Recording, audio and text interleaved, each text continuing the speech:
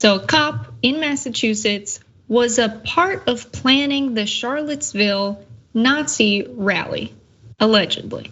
Patrolman John Donnelly of the Woburn Police Department, which is near the city of Boston, was outed as an organizer for the Unite the Right rally that happened in Charlottesville. You've all heard of this.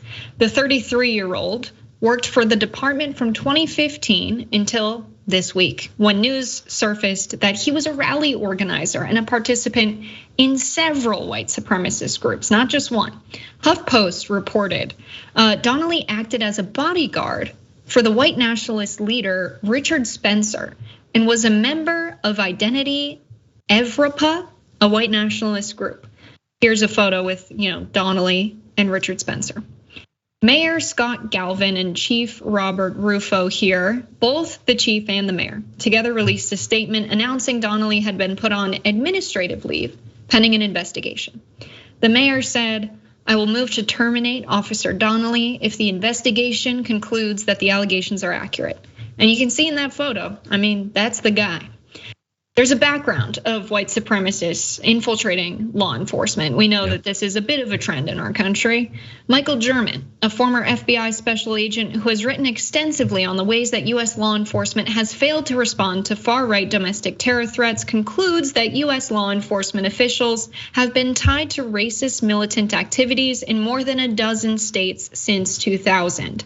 And hundreds of police officers have been caught posting racist and bigoted social media content. Here in LA, we have this problem where the LAPD, the leaders of this police department, have brought in hundreds of people from the American South so that they can implement their policing tactics. This is a problem all across the country.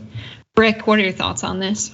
So to piggyback off that, there is a sheriff that is up for re-election whose name is Alex Villanueva, and activists have made this story very well known, and it got picked up by large followings as well online, that there are gangs within the Los Angeles Sheriff's Department. Now, they have denied it, but there have been whistleblowers that have gone on the record. There have been court cases as well. So this is a thing. Now, to go back to, this schmuck at Unite the Right, is this surprising to anybody?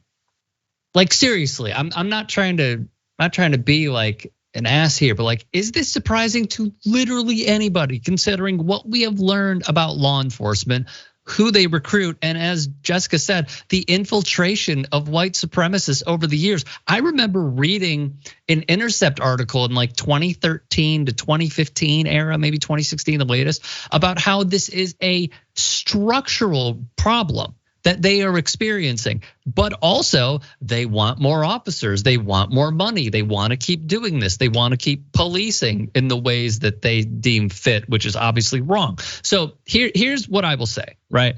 And we were talking about backgrounds, right? I'm gonna move this over. See this right here? Mm-hmm. Has anybody heard Killing in the Name of?